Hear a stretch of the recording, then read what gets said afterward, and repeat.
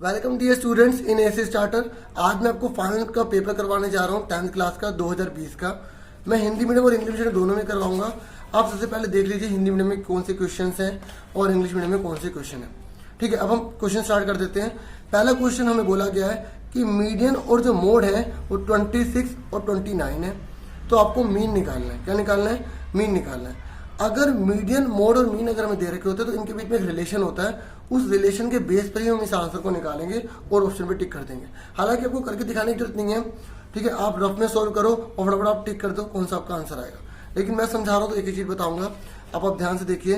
देखो, जो मीडियन होता है उसको हिंदी में जो है माध्यक कहते हैं। मैं एक बार हिंदी में लिख देता हूँ ताकि किसी को प्रॉब्लम ना हो। मोड को बहुलक बोलते हैं, बहुष्टक भी कहते हैं, और जो मीन होता है उसे माध्य कहते हैं। और इसका जो सिंबल होता है वो एम होता है, इसका सिंबल जेड होता है और इसका सिंबल एक्स पे बार होता है। ठीक है, इन तीनों में एक रिलेशन होता है, वो ये होता है mode is equal to 3 median minus 2 mean. ठीक है, तो अब हमें क्वेश्चन में क्या दे रखा है? अब तीनों में से दो चीज देगा, आपको एक चीज निकालनी होगी। जरूरी नहीं कि ये क्वेश्चन सेम आएगा, ठीक है, इसलिए कंसेप्ट समझो। ठीक है, क्वेश्चन तो अपने आप आ जाएंगे आपको। अब आप ध्यान से देखो, मीडियन है ना, हमें 26 दे रखा है, तो मीडियन हमें कितना दे रखा है? 26। हमें मोड जो है वो 29 दे रखा है, हमने लिख दिया 29। हमें मीन नहीं दे रखा तो क्वेश्चन मार्क। अब तीनों में से जो चीज नहीं दी होगी उस पर क्वेश्चन मार्क लगा देना। अब फटाफट देखो मोड कितना है, हिंदी वाले यहीं से देख लेंगे हिंदी में क्या लिखना है। मोड फटाफट बताइए कितना है? 29। 3 मीडियन कितना दे रखा है आपको? 26। 2 मीन कितना दे रखा है? हमें नहीं पता।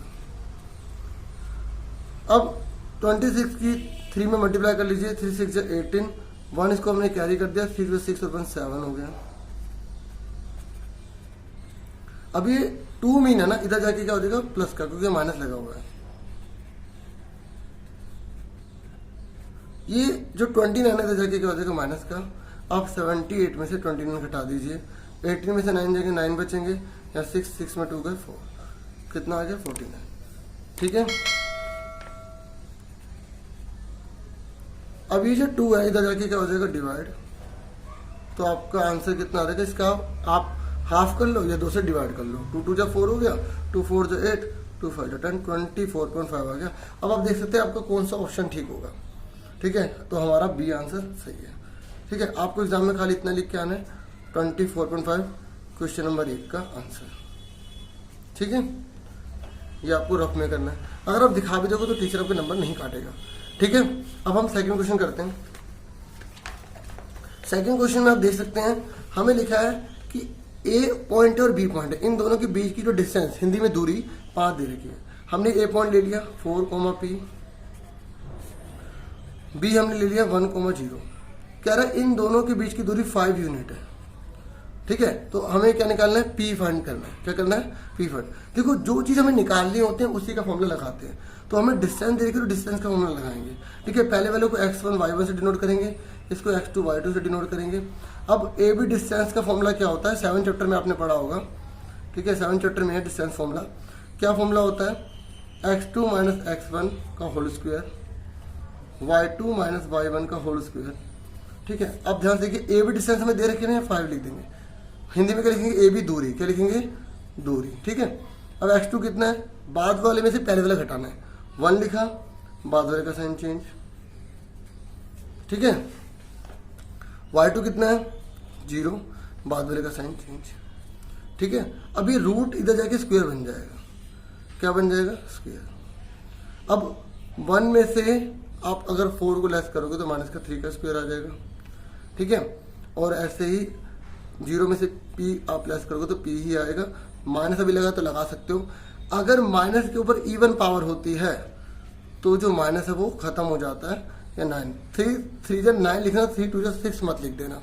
ठीक है, ऐसे यहाँ p का स्क्वायर आ जाएगा। ठीक है, अभी जो 9 है इधर जाके क्या हो जाएगा? माइनस का हो जाएगा। अब 25 में से 9 गए, 16 बचे।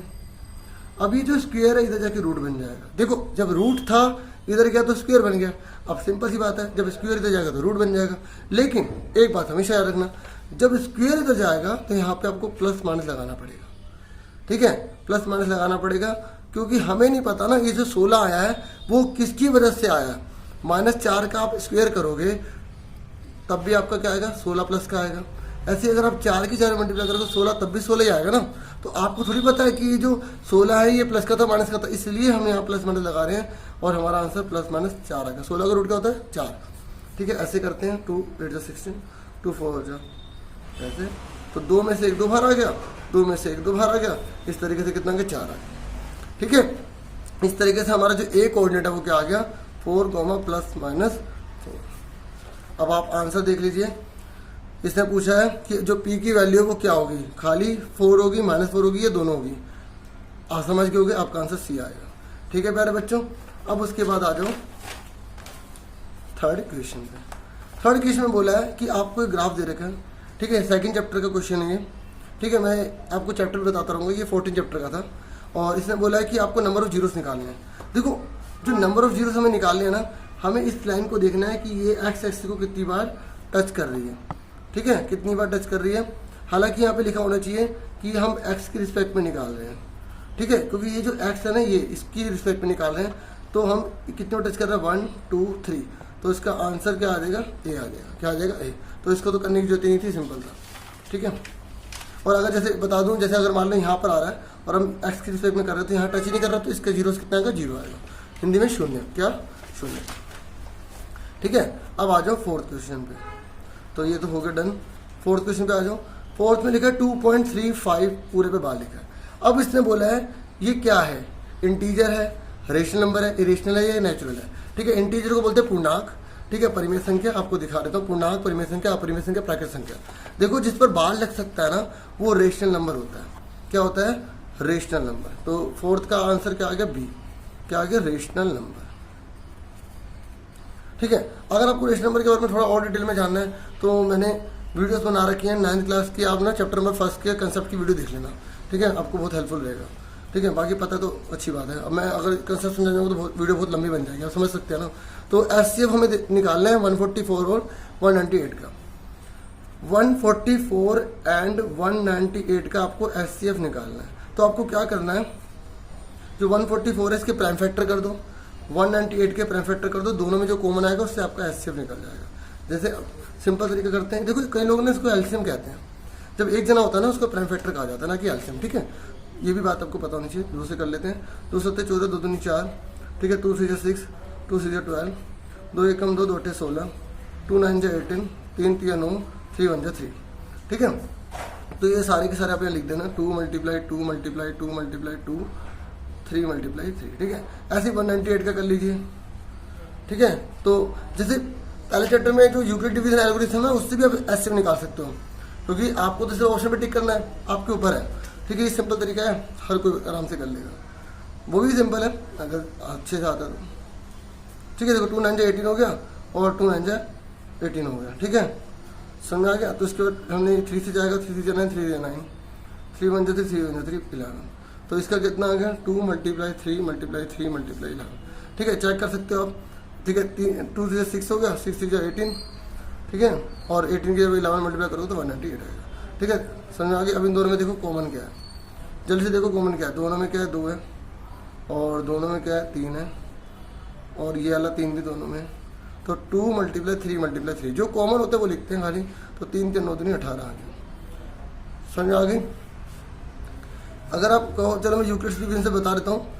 जैसे 198 जो बड़ी रकम होती है उसे अंदर लिखते हैं, 144 को ऐसे लिखते हैं। तो 144 एकम 144 ऐसे चला जाएगा। 8 में से आ गए 4 बचे, 9 में से आ गए 5, फिर ऐसे डिवाइड हो जाती है, अंदर चला जाता है। ठीक है, फिर उसके बाद 54 से करेंगे। जैसे हमने 2 से करके देखा तो 108 आ रहा है। फिर हमने 3 से करके देखा, 3 चौक 12 डिवाइड कर रहे हैं ना, उसके लिए डिवाइड कर रहे हैं पहले। ठीक है, तो 162 आ गया। ये बड़ा हो गया तो हमने 108 ले लिया। फिर 14 में से 8 के 6 बचे, यहाँ 36 आ गया। ठीक है, तो इस तरीके से फिर 54 यहाँ आ गया। फिर 36 से कम 36 कर दिया। 14 में से 8 आ गया, 4 में से 1 18, फिर ये 36 अंदर आ गया। तो 18 दूनी 36। तो जीरो किसकी वजह से है, 18 की वजह से, तो 18 ऐसे आ गया। अब जिसको ये अच्छा लग रहा है वो इससे कर लो, जिसको ये अच्छा लग रहा है इससे। दोनों चीज़ें बता दी मैंने, क्योंकि मुझे पेपर की तैयारी करवानी, तो मैं सोचा तो फिर करवा ही दूँ, एक्स्ट्रा हो जाए कोई बात नहीं, वीडियो थोड़ी लंबी हो जाए। ठीक है, लेकिन मैं जो पूरा पेपर है पार्ट में कराऊंगा, एक साथ नहीं करवाऊंगा। ठीक है, तो छठा क्वेश्चन है, इससे बोला है प्रोबेबिलिटी निकालनी है आपको। ठीक है, the probability that the number selected at a random from the number, ये 15 तक है और कह रहा है 4 का मल्टीपल होगा। देखो 1 से लेकर 15 तक काउंटिंग में हम जा रहे हैं और 4 का मल्टीपल कह रहा है। किसका मल्टीपल कह रहा है? 4 का। तो 4 के टेबल में कौन कौन आता है? 4, 8, 12, 16। देखो 16 ऊपर चला गया ना, 15 से क्या हुआ? ऊपर चला गया, इसको लेंगे नहीं। तो कितने जने हैं? 3। तो आपको खाली आंसर टिक करना है वैसे, प्रोबेबिलिटी मल्टीपल ऑफ 4। तो बताओ मल्टीपल 4 कितने? 1, 2, 3 और टोटल कितने? 15। तो 3 1 जा 3, 3 5 जा 15, तो 1/5 आपका आंसर आ गया। ठीक है, कितना आ गया? 1/5 आपका आंसर आ गया। क्लियर हो गया प्यारे बच्चों? तो आपका आंसर कौन सा हो गया? डी हो गया। अब आ जाओ 7th क्वेश्चन पे। ठीक है, 7th क्वेश्चन पे आ जाओ। इसने बोला है 225 है, इसको हम कैसे एक्सप्रेस करेंगे? तो इसकी भी हमें प्राइम फैक्टर ही करने पड़ेंगे।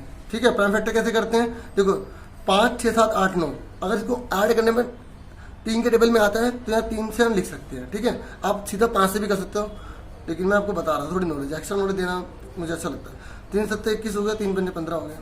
ठीक है, ऐसे 3 2 जा 6 हो गया, 3 5 जा 15 हो गया, ऐसे 5 5 जा 25 हो गया, 5 1 जा 5 हो गया। तो इस तरीके से 3 कितनी बार है? 2 बार। 5 कितनी बार है? 2 बार। तो आप बताइए कौन सा आंसर होगा आपका, जल्दी से बताइए। ठीक, सही है। ठीक है, हालांकि जिस बच्चे ने करा हुआ है उसकी जो शीट है उसने काफ़ी सही कर रखी है। क्वेश्चन नंबर 8 पे आ जाइए। क्वेश्चन नंबर 8 में बोला है QP is a tangent to a circle with centre O. ये सर्कल है, ये 10 चैप्टर का क्वेश्चन है बच्चों। कौन से का?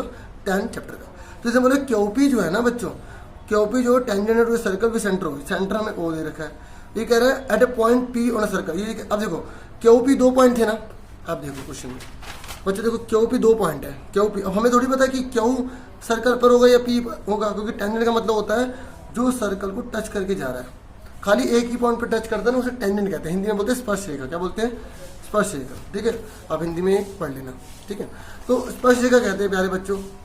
अब एक बात बताओ, अब हमें कैसे पता चलेगा कि क्यू या पी दोनों में से कौन सर्कल को टच कर रहा है? यहाँ लिख दिया इसने पी कर रहा है, तो हमने ऐसे लाइन डाल दी, ये पी हो गया। ठीक है, आप यहाँ पे आराम से देख भी लें। ठीक है, दिख रहा होगा आपको, है ना? तो अब उसने आगे क्या बोला है? इफ ओ पी क्यू, तो इसका मतलब ये वाला पॉइंट क्या हो गया बच्चों? क्यू हो गया। अब उसने बोला है ओ पी क्यू, यानी कि ओ पी क्यू हमें इसको जोड़ना पड़ेगा, क्योंकि जैसा क्वेश्चन में बोलेगा वैसे, क्योंकि हमें थोड़ी पता है फिगर कैसे बनानी है, क्वेश्चन को पढ़ के पता लगता है बच्चों। ठीक है, इसमें बोला आइसोलेस है। अब आइसोलेस का मतलब पता है ना बच्चों क्या होता है? जिसमें दोनों साइड बराबर होती हैं। अब देखो हमेशा याद रखना, ठीक है, क्योंकि 10 चैप्टर में सारे कंसेप्ट है ना। अब इतना थोड़ा बता रहा हूँ मेन कि अगर पॉइंट यहाँ पर मतलब सेंटर ये है और ये लाइन इसको टच करके जा रही है, इसको टेंजेंट कहते हैं। क्या कहते हैं इसे? टेंजेंट कहते हैं। तो ये अगर इस टेंजेंट की इस पॉइंट को पॉइंट ऑफ कॉन्टैक्ट बोलते थे, क्या बोलते हैं? स्पर्श बिंदु। इस पॉइंट ऑफ कॉन्टैक्ट को जब हम इससे मिला देते हैं तो ये हमेशा 90 डिग्री का होता है। कितने का होता है? 90 डिग्री। इसका मतलब ये 90 डिग्री का है। और 90 डिग्री के सामने वाला क्या होता है? हाइपोटेनियस। आपने 6 चैप्टर में थ्योरम पढ़ी होगी। ठीक है, पाइथागोरस थ्योरम पढ़ी होगी। तो ये कर्ण होता है, ये जो कर्ण होता है हाइपोटेनियस जो होती है, ये इन दोनों से हमेशा बड़ी होगी। अब मैं ये क्यों बता रहा हूँ, ध्यान सुनो। इसने बोला आइसोलेस है। क्या बच्चों? आइसोलेस। आइसोलेस का मतलब ये होगा कि दो साइड इक्वल है, यानी कि ये वाली साइड इसकी इक्वल होगी। फिगर पे मत जाना, कंसेप्ट पे जाना। ये दोनों इक्वल होंगी। अब उसने बोला है कि ओ क्यू पी निकालिए, ओ क्यू पी निकालिए। अब आपको पता है ये 90 डिग्री की है। अब आपको पता है ये 90 डिग्री की है, पॉइंट ऑफ कॉन्टैक्ट की वजह से और टेंजेंट की वजह से, है ना? तो अब एक ट्रायंगल का टोटल कितना होता है? 180 डिग्री होता है। अब जब दो साइड बराबर तो आमने सामने का एंगल क्या होगा? बराबर। तो ये बराबर कितने कितने बांटेंगे भाई? 90 रुपये तो इसने ले लिए, छीन लिए 90 रुपये, बच्चे 90 रुपये। ये दोनों बराबर है, आपस में भेदभाव नहीं कर रहे, बिल्कुल 45 ले लिए। तो इसका मतलब आंसर क्या आ गया आपका? 45 आ गया। क्या आ गया? 45। ठीक है बच्चों, अब हम बढ़ जाते हैं 9th क्वेश्चन में। ठीक है, 9th क्वेश्चन में आप देख लीजिए। इसने बोला है कि आपको पॉलिनोमियल दे रखा है x² + 2x + 1। ये कह रहा है इसको आपको फाइंड करना है 1/α + 1/β। तो ये किसके इक्वल होगा? ठीक है, तो ये सेकंड चैप्टर का क्वेश्चन है। तो ये सेकंड चैप्टर का जो क्वेश्चन है ना, x² + 2x + 1, तो ये इसमें क्या होता है? दो चीजें बताई गई आपको सेकंड चैप्टर में कि एक sum of zero, product of zeros. ठीक है, तो सम ऑफ जीरोस इसको α + β से डिनोट करते हैं। हिंदी में बोलेंगे शून्यों का योग। ठीक है, आप लिख लेना शून्यों का योग। तो इसका फॉर्मूला होता है -b/a।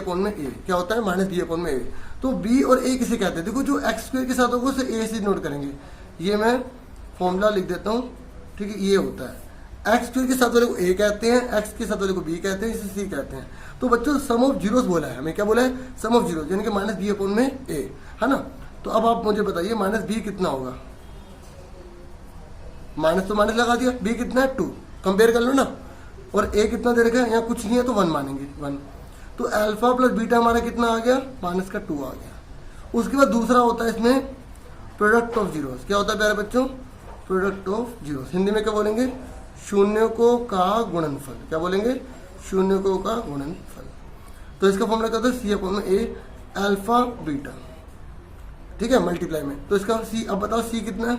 1, ए कितना है? 1, यानी कि 1/1 आ गया, ठीक है। तो अब आप देखिए हमें निकालना क्या? हमें निकालना 1 अपॉन में अल्फा, 1 अपॉन में बीटा। तो अब इसका एल्सियम ले लो, इसकी मल्टीप्लाई इसमें, एल्सियम ऐसे लेते हैं, इसकी मल्टीप्लाई इसमें कर लो, ये आसान तरीका है। इसकी इसमें मल्टीप्लाई करो अल्फा, इसमें करो अल्फा बीटा, ठीक है। अब मुझे पता है अल्फा प्लस बीटा हमने कितना निकाला है, ध्यान से देखो, माइनस का 2, और अल्फा बीटा कितना? 1। तो बार बार में पलटना नहीं पड़ेगा ना पेज। तो ये आ गया माइनस का 2, ये आ गया 1, तो हमारा माइनस का 2 आंसर आ गया, ठीक है। कितना आ गया आंसर इसका? माइनस का 2 आ गया। कौन सा आ गया? ए आ गया, ठीक है प्यारे बच्चों।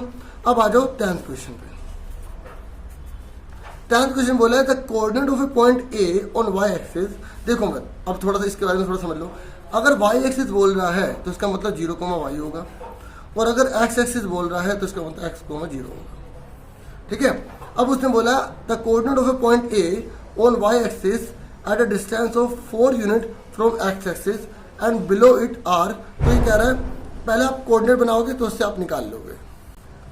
देखो ये क्या कह रहा है, जो पॉइंट ए है ना वो वाई एक्सिस पर है, लेकिन 4 यूनिट बिलो है, नीचे है एक्स एक्सिस से। तो मैं आपको बता रहा हूँ ये एक्स एक्सिस होता है, ये वाई एक्सिस होता है। उसने हमें पहले बता दिया बच्चों कि जो पॉइंट ए है ना वो वाई एक्सिस पर होगा। वाई एक्सिस किसे कहते हैं? इसे कहते हैं। और वाई एक्सिस का मतलब क्या होता है? ये 0, y, यानी कि एक्स की वैल्यू 0 होगी, वाई की वैल्यू कुछ होगी, और वाई की वैल्यू क्या होगी? हमें दे रखा है 4, क्योंकि वो कह रहा है एक्स से 4 नीचे है। तो ये पहला 1, 2, 3, 4, तो ये पॉइंट आ गया 4। अगर एपो बोलता तो ऊपर लिखते हैं, नीचे बिलो बोल रहे हैं तो नीचे होगा, तो माइनस का हो गया। तो इसका आंसर कितना आ गया? 0, माइनस का 4 आ गया। क्या आ गया प्यारे बच्चों? 0, माइनस का 4। समझ में आ गई? अगर बिलो बोला है तो माइनस का 4, अगर एपो बोलता तो प्लस का 4। और ठीक है, इन्हें बोल दिया वाई एक्सिस, तो इसका मतलब 0, y, y क्या होगा? आपको दे रखा होगा 4, ठीक है। अगर यहाँ बोलता है एक्स एक्सिस तो x, 0, यानी कि y की जगह 0 लिखते हैं, x की जगह वो वैल्यू आ रही थी। जब एक्स एक्सिस के बारे में बोलता है ना तब वो लेफ्ट राइट के बारे में बोलेगा। क्या बोलेगा?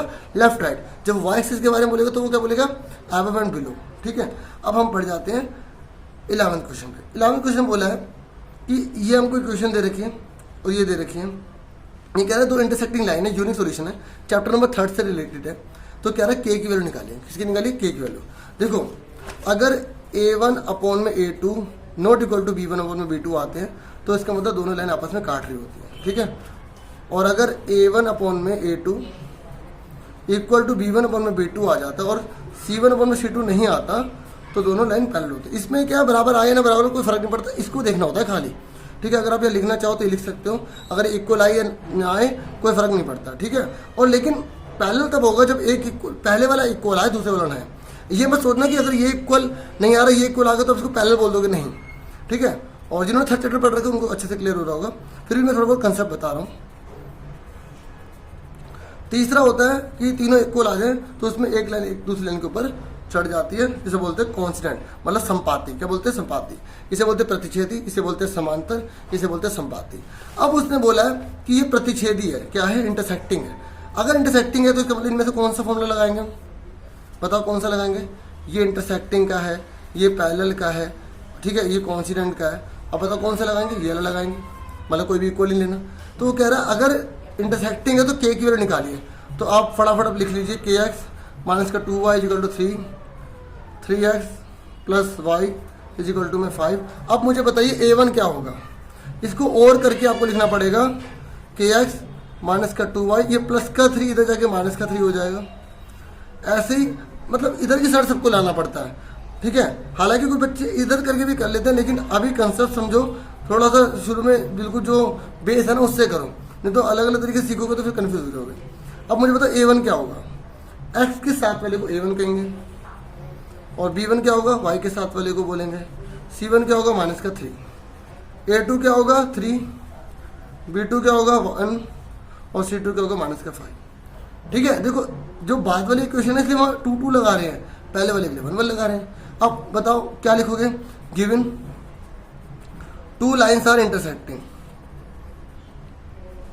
हिंदी वाले क्या लिखेंगे, दिया है दोनों रेखाएं प्रतिच्छेदी हैं, क्या है प्रतिच्छेदी हैं। और जब प्रतिच्छेदी है तो इसलिए A1 अपॉन में A2 बराबर नहीं होगा B1 अपॉन में B2 के। ठीक है, C लिखने की जरूरत नहीं थी लेकिन मैंने समझाने के पूरा बता दिया। इंटरसेक्टिंग में A1 अपॉन में A2 और B1 अपॉन में B2 काफ़ी होते हैं।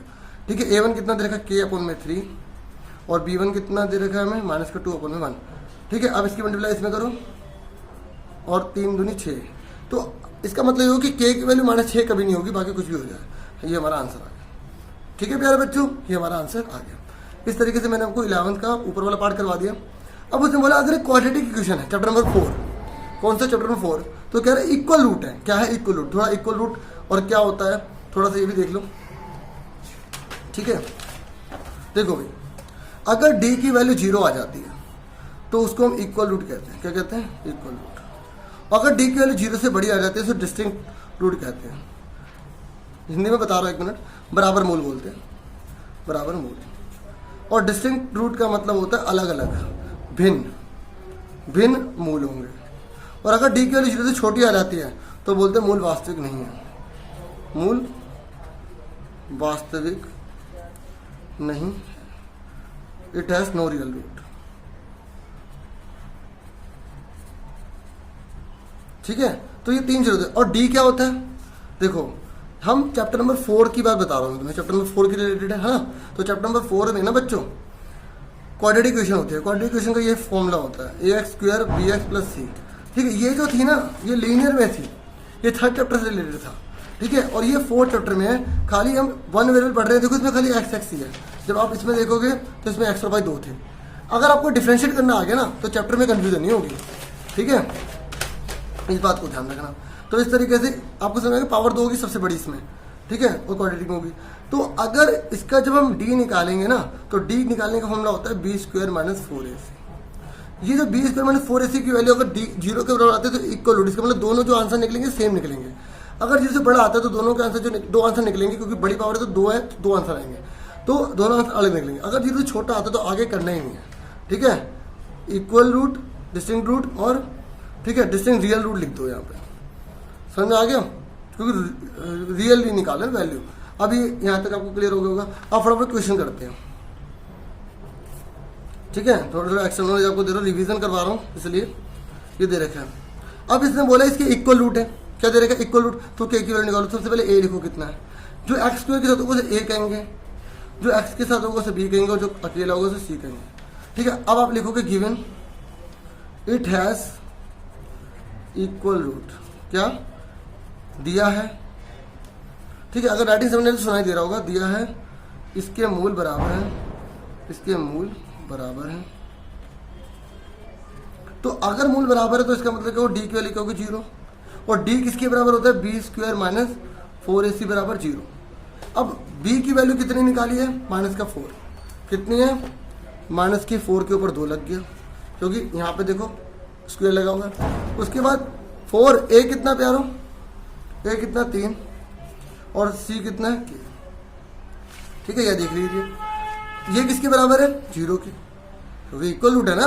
तो -4 की पावर 2 का मतलब क्या होगा, -4 की -4 में मल्टीप्लाई करेंगे 16 आएगा। ये मत करना 4 दूनी 8 लिख दो। ठीक है, ऐसे 4 × 12 k = 0। अब प्लस का 16 जाके माइनस का, ये माइनस का 16 नहीं है, इस बात को हमेशा ध्यान रखना। प्लस का 16 जाके माइनस का हो गया। अब माइनस का 12 है, ये मत करना हो जाके प्लस हो जाएगा, माइनस का 12 लेकिन एक वेरिएबल के साथ है तो ये मल्टीप्लाई माना जाएगा, इसलिए अपोन में जाएगा। माइनस से माइनस कट गया। अब 4 के बारे में दोनों आते हैं, 4 × 12 4 × 16 तो 4/3, ये हमारा आंसर है। ठीक है, इस तरीके से मैंने ऑप्शन वाला भी करवा दिया, क्योंकि मैं ऑप्शन वाला थोड़ी छोड़ूंगा, क्योंकि मैं तो आपको रिवीजन करवा रहा हूँ ना, प्रैक्टिस करवा रहा हूँ। ठीक है, अब हम 12वें क्वेश्चन पे आ जाते हैं। 12वां क्वेश्चन देखिए आप, ये है 8 चैप्टर का।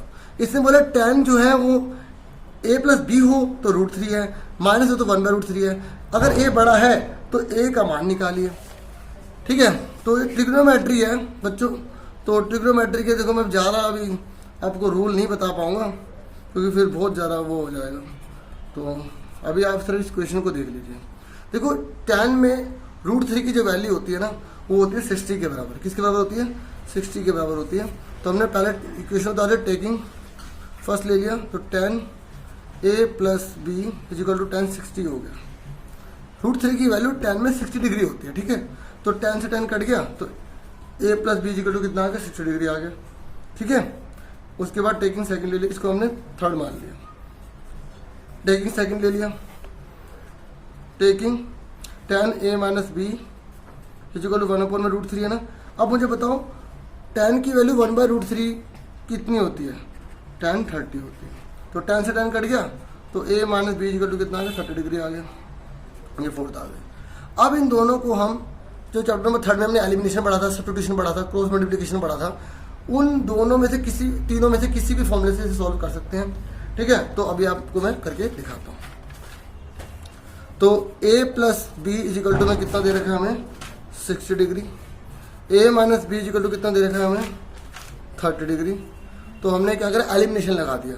एलिमिनेशन में क्या होता है कि जो नीचे वाले जो है ना उनके में से कोई जैसे x वाला वेरिएबल हो या y वाला, उनमें किसी को सेम कर देते हैं। यहाँ x y तो है नहीं, a भी है। तो अब आप देखो चाहे तो नीचे के साइन चेंज कर सकते हो या नहीं, पहले से अलग है, सीधा काट दो, साइन चेंज करने की जरूरत नहीं है। a कितना होगा? 2a 6, क्योंकि हमने साइन चेंज नहीं करते तो दोनों प्लस क्यों हुए ना, 90 आ गया, ठीक है।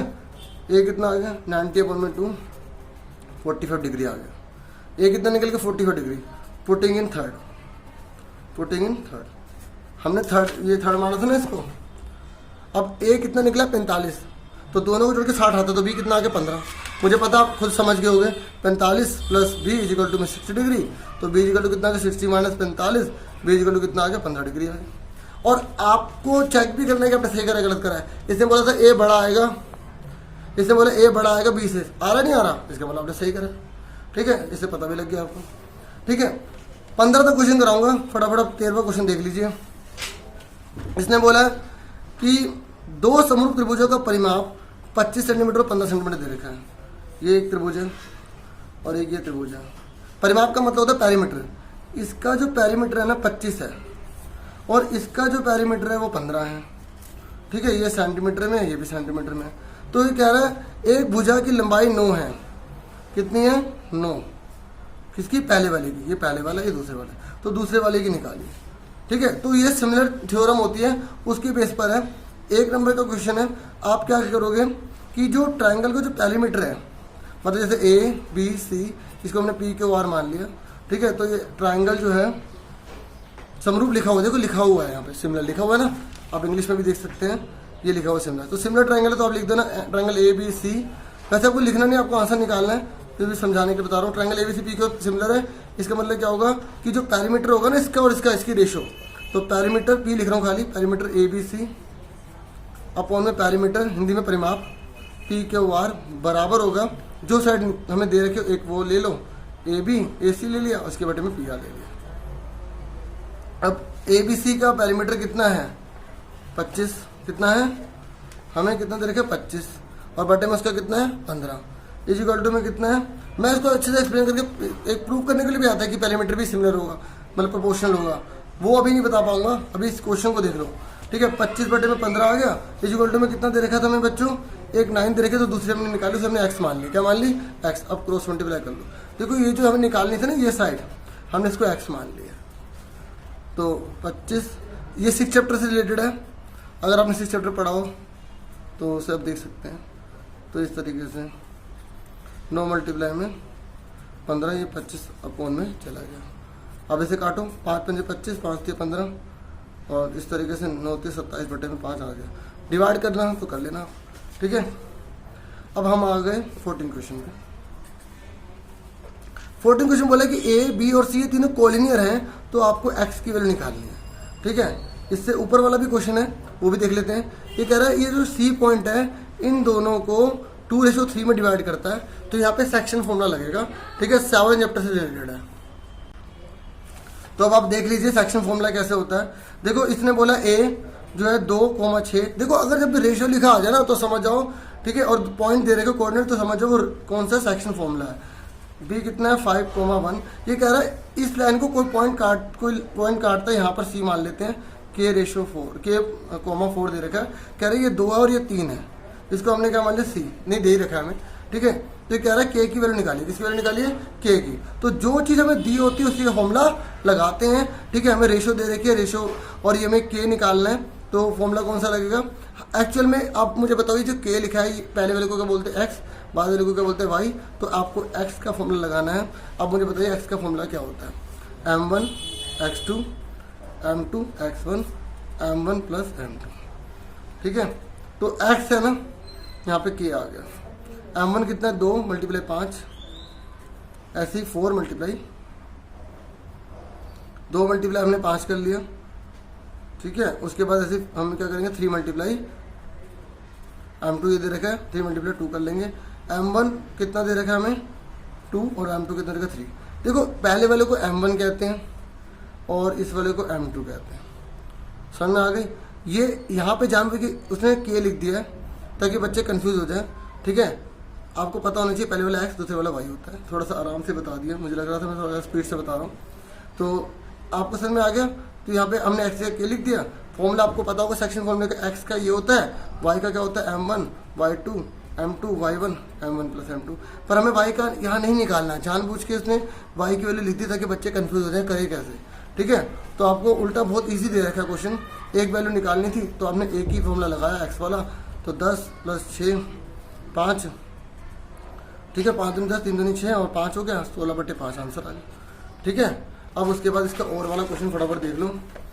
देखो इसने बोला कोलिनियर, जब भी कोलिनियर बोलेगा तो उसका मतलब ये है कि वो तीनों पॉइंट एक ही लाइन में, तीनों पॉइंट एक ही लाइन में, और जब तीनों पॉइंट एक ही लाइन में होते हैं तो वहाँ पे हम एरिया का फॉर्मूला लगाएंगे 23 31 12 का, 23 31 12 का लगाएंगे। तो हम ये पॉइंट तीनों एक ही लाइन में, A B C -3 12 7 6 x 9, ठीक है। उसने बोला के की वैल्यू सॉरी एक्स की वैल्यू आपको निकालनी है, किसकी वैल्यू निकालनी है एक्स की।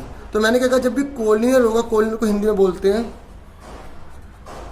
सरेंक, क्या बोलते हैं सरेंक बोलते हैं। तो एरिया क्या होगा 0 होगा। पहले एरिया का फॉर्मूला लिख लीजिए 1/2 x1 y2 - y3। देखो इसको याद करने का तरीका बता देता हूँ, पहले मैं लिख देता हूँ।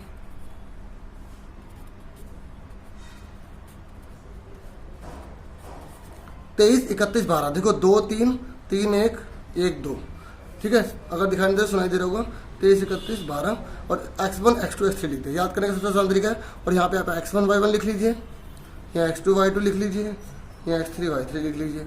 अब आप ये लिखेंगे since and A C are collinear, Hindi में क्या लिखेंगे ए बी तथा सी सरेंक है, इसलिए एरिया ए बी सी 0 होगा। क्योंकि देखो जब तीनों पॉइंट एक ही लाइन में, तो ट्रायंगल का बनेगा, जब ट्रायंगल ही नहीं बनेगा तो क्षेत्रफल क्या होगा 0 होगा ना। तो इस तरीके से यहाँ लिख देंगे 0, ठीक है। अब फटाफट बताइए x1 कितना है -3, y2 कितना दे रखा है 6, y3 कितना दे रखा है 9, x2 कितना दे रखा है 7, ठीक है, और y3 कितना दे रखा है 9, y1 कितना दे रखा है 12, x3 कितना दे रखा है x, y1 कितना दे रखा है 12, y2 कितना दे रखा है 6, ठीक है। समझ में आ गया 23 31 12, ये 1/2 तो जाके बन गया 0 -3। अब देखो 9 में से 6 के कितने बचे -3 बचे, 12 में से 9 के कितने बचे 3 बचे, और 12 में 6 के बचे 6, 3 3 9 हो गया, 7 3 21 हो गया, ये 6x हो गया। अब 21 में से 9 के कितने बचे, ठीक है, 21 में से आप 9 हटा दो, 11 में 9 के 2, और यहाँ पे 12 बचे 12 बचे। अब प्लस का 6x, देखो ये माइनस की रकम बढ़ी है तो माइनस का साइन आएगा, ठीक है। अब प्लस का ऐसे करो, इसको उधर ले जाओ, माइनस का 12 उधर जाके क्या हो जाएगा प्लस का। अब ये 6 मल्टीप्लाई में इधर जाके क्या हो जाएगा डिवाइड, तो x इक्वल टू कितना होगा 6 × 12।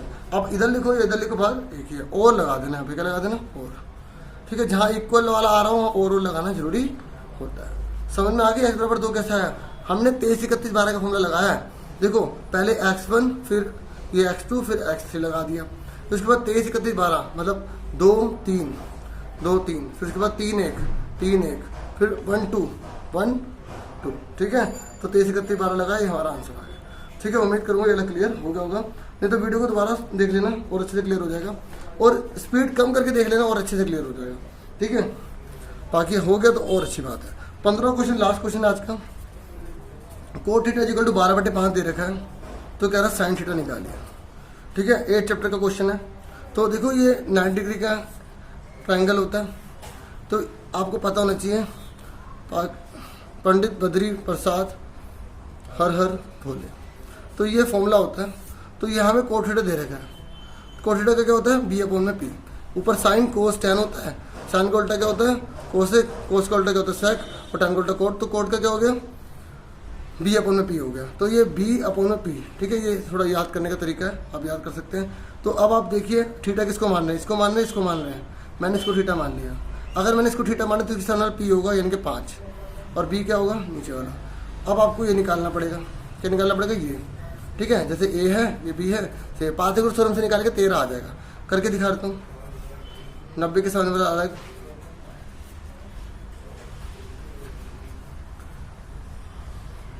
ए बी कितना दे रखा है 5 का स्क्वायर, बी सी कितना है 12 का स्क्वायर, ठीक है। तो 5 का क्या होगा 25, 12 बार 144, तो 169 आ गया। ये स्क्वायर चल रहा है, ठीक है, जाके रूट हो गया, ठीक है। तो कितना आ गया 13 आ गया, ठीक है। 13 यूनिट लिखेंगे क्योंकि यहाँ सेंटीमीटर लिखा नहीं है। ये 13 आ गया, कितना आ गया 13 आ गया, देख लेते हैं। अब हमने बोला साइन थीटा निकालना है, क्या निकालना है साइन थीटा। साइन थीटा का फॉर्मूला क्या होता है p/h, p/h होता है। देख लेते हैं चलता है नहीं चलता, चल रहा है, थोड़ा इसको आराम मांग रहा था। p/h, अब मुझे बता p कितना है 5, आज कितना है 13, ये आंसर आ गया। समझ में आ गई। थोड़ा सा ये है ना पेन से लिखते हैं तो थोड़ा बच्चों को नज़र नहीं आता, इसलिए मैंने थोड़ा सा लिख दिया, ठीक है। तो उम्मीद करूँगा आपको 15 क्वेश्चन अच्छे से क्लियर हो गए होंगे।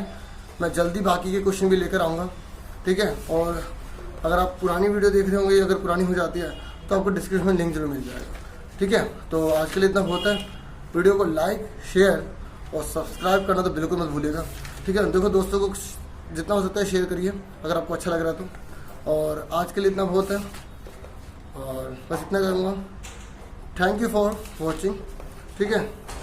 और नमस्ते सभी को।